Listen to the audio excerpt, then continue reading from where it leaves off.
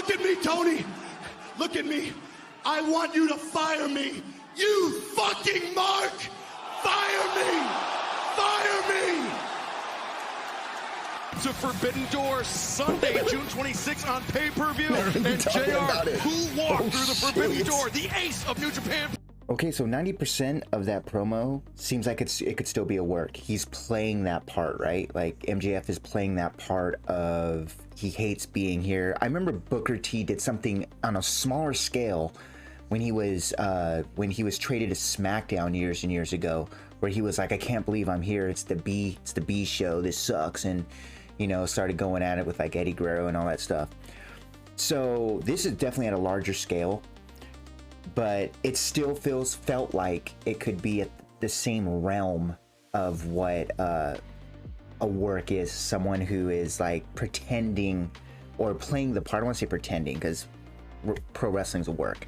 That he doesn't like where he's at and he's against the authority and saying he wants to leave. Even talks about WWE. But my brother said, keep your eyes open for like the last part of the promo, and he said to look for a non-censored version. I'm like, oh, what'd he do? Drop an F-bomb? But he looked like he went off towards the end of that. So I want to see if I can find an unedited version of that. But I'll tell you what, even if this is all a work, MJF is doing a phenomenal job. See, my brother brought up something earlier that made perfect sense. When CM Punk did it in WWE, it was really, really big because we know WWE is still controlled by Vince, where they don't mention AEW a lot. They don't mention other promotions a lot. They don't even say things like championship belt until recently with like Cody Rhodes and stuff. There's a realm, there's like a bubble that WWE superstars have to be in.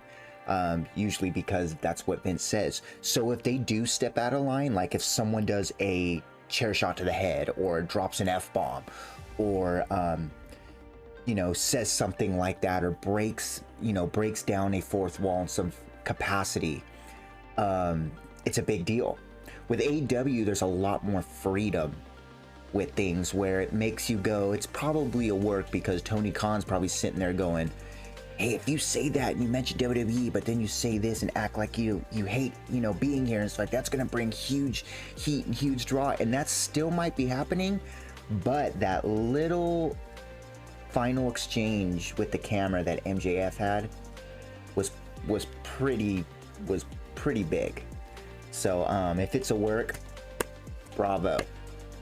But it definitely felt pretty real and emotional. But anyways, guys, tell me what you think. I thought it was a great segment. It was an amazing promo.